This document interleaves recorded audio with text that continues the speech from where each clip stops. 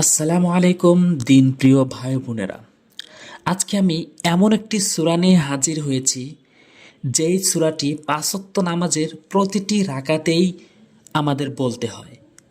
তো এখন বলতে গিয়া যদি আমরা ভুল উচ্চারণ করি, এত কষ্ট করে অজু করলাম এবং নামাজে দাঁড়ালাম এবং নামাজ সম্পূর্ণ করলাম, যদি আমাদের শুদ্ধ তেলাওয়াত না হয় তাহলে আমাদের এত কষ্টটা বিফলে যাবে। তো আসুন 10টা মিনিট সময় দিয়ে আমরা এই সূরা ফাতিহাটি সই শুদ্ধ করে শিখি। আমি যেভাবে শেখাবো, প্রথমত প্রতিটি হরফ বানান করব এবং প্রতিটি হরফ উচ্চারণ সহকারে রিডিং পড়ব। শুরু থেকে নিয়ে শেষ পর্যন্ত দেখার রিকোয়েস্ট থাকলো এবং ভিডিওটিতে একটু লাইক করবেন, কারণ আপনার লাইক করার ফলে এই ভিডিওটি অনেকের কাছে পৌঁছাবে।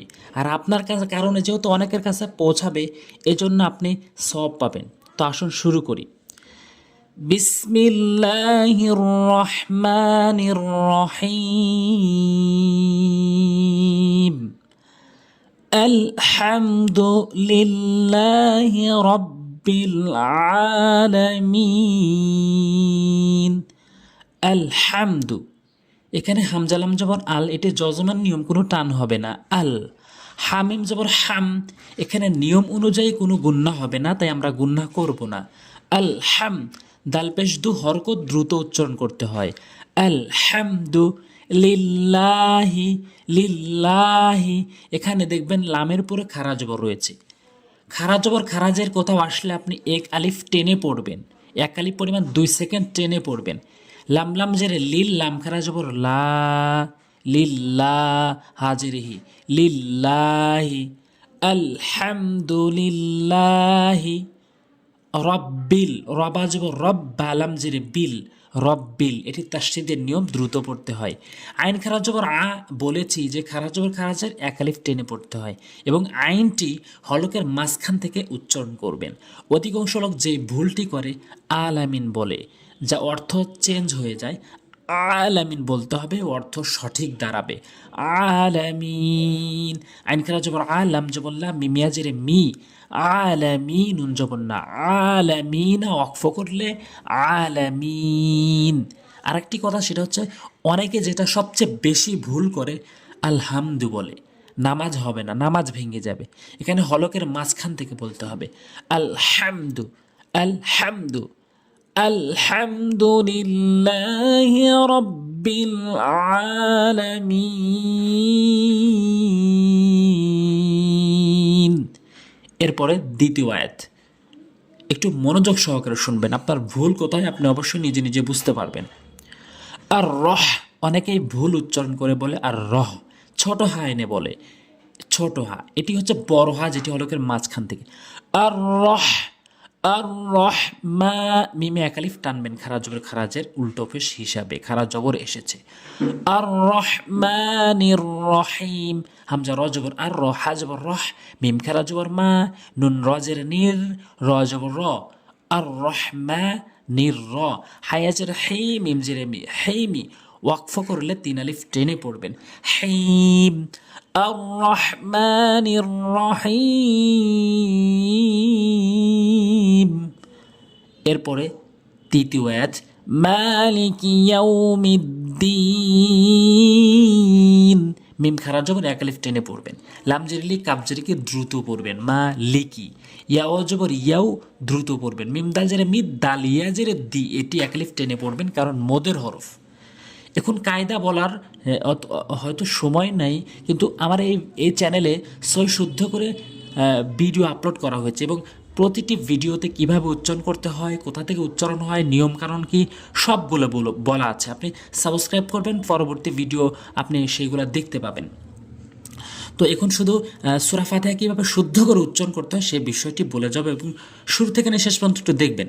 দালিয়া জেরে দি, এটি এক আলিফ করে টেনে পড়বেন মদের হরফ হিসাবে। তবে একটু দ্রুত পরিচয়টা বলছি। মদের হরফ হচ্ছে জবরের বাম পাশে খালি লিফ থাকাটা মদের হরফ, এক লিফ টানবেন, এবং জেরের বাম পাশে যজমালা ইয়া, যেটি এখানে এসেছে, এক লিফ টানবেন, এবং পেশের পরে যজমালা ওয়াও হয়, এক লিফ টানতে হয়। এবং এই মদের হরফের বামে ওয়াকফ করা হয়েছে, এই জন্য 3 আলিফ টেনে পড়তে হবে। মালিকি ইয়াউমিদ্দিন, এবার 4 নম্বর আয়াত, ইয়াকা, অনেকেই ভুল করে বলে ইয়াকা ইয়াকা, অর্থাৎ তাসদীদটি উচ্চারণ করেই না। এই ইয়াকা বলতে হবে, হামজা ইয়াজের এই ইয়া আলিফ জবর ইয়া, এক আলিফ টানবেন, ইয়া কাব জবর কা, ইয়াকা, নুন আইন জবর না, বা পেশবু, না বু, দাল পেশদু, না বুদু, অনেকেই ভুল বলে না বুদু বলে, না বুদু, আইনটি বাদ দিয়ে উচ্চারণ করে বলতে হবে না বুদু, আইনটি হলকের মাঝখান থেকে, না বুদু, না বুদু, وإياك نعبد وإياك نعبد وإياك نستعين وإياك নুন সিন জবর নাস্তা জবর তা আইন ইয়াজের আই, নুন পেশ নো, আইন ওয়াকফ করলে 3 লিফ টান হবে, আইন, وإياك نستعين, হামজা হাজার ইহ দাল জেরে দি, ইহদি, নুন সদ জবর নাস, ইহদিনাস সজ্জের সির, আলিফ জবর র, ইহদিনাস সির, এই হাটি হলকের শুরু থেকে উচ্চারণ করবেন, ইহ হলকের মাঝখান থেকে বলা যাবে না, শুরু থেকে, ইহ দাল জেরে দি, নুন সদ জবর নাস, সতের উচ্চারণ সঠিকভাবে করবেন, জিব্বার আগা সামনে দুটি দাঁতের আগা, নাস সির, র এক আলিফ টানবেন, ইহদিনাস সির, তলাম জবর তল, ইহদিনাস সিরাতাল, মিম সিন পেশ মুস্তা জবর তা, কফ ইয়া জেরে কি, মুস্তাকি, মিম জবর মা, মুস্তাকিমা, মুস্তাকিম, কফটা অনেকেই ভুল উচ্চারণ করে কাফ উচ্চারণ করে, কিম বলে, কিম বলতে হবে, কিম, মুস্তাকিম, সিরাতাল্লাযীনা, এখানে কিভাবে উচ্চারণ করছি, সদ ভালো করে উচ্চারণ করতে হবে, র এক আলিফ টানতে হবে এবং ত দিয়ে লামকে ধরতে হবে তাসদীদের কারণে, সজ্জারে সি, র আলিফ জবর র, ত লাম জবর তল্লাম জবল্লা, সিরাতাল্লা, দাল ইয়া জেরে রি, এক আলিফ টানবেন মদের হরফ হিসাবে, নুন জবর না, সিরাতাল্লাযীনা আনআমতা, এখানে অনেকেই ভুল করে বলে আনামতা, আনামতা, আনআমতা বলতে হবে, আলাইহিম, আইনের উচ্চারণ করতে হবে, অনেকেই ভুল বলে আলাইহিম।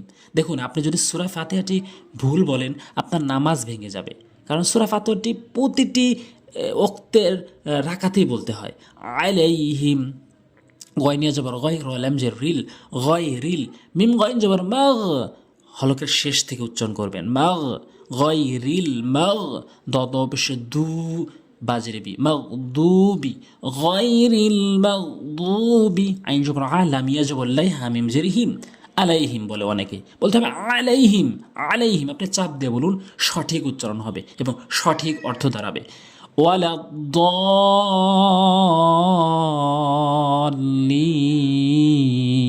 এখানে দচ্ছি আপনি 4 লিফ টানবেন, অর্থাৎ আপনি যেখানে এই মোটা চিহ্নটি দেখবেন, কোরআন শিব পড়তে গিয়ে, সূরা তেলাওয়াত করতে গিয়ে, সূরা ফাতিহা তেলাওয়াত করতে গিয়ে যেখানেই দেখবেন যে মোটা চিহ্ন, সেখানে আপনি 4 লিফ করে টানবেন, ওয়ালাদ্দল, অ জবর লাম, দত জবর লাদ, দত লাম জবর দল, ওয়ালাদ্দল, লামিয়া জিরে লিন, নুন জবর না, ওয়াকফ করলে 3 আলিফ টান হবে, লিন, ওয়ালাদ্দলিন। আমি একবার শুরু থেকে শেষ পর্যন্ত পড়ে যাচ্ছি, একটু মনোযোগ সহকারে শুনবেন, আপনার ভুলটা কোথায় আপনি বুঝতে পারবেন। আলহামদুলিল্লাহি রাব্বিল আলামিন, আর রহমানির রহিম, মালিকি ইয়াউমিদ্দিন, إياك نعبد وإياك نستعين اهدنا الصراط المستقيم صراط الذين أنعمت عليهم غير المغضوب عليهم ولا الضالين।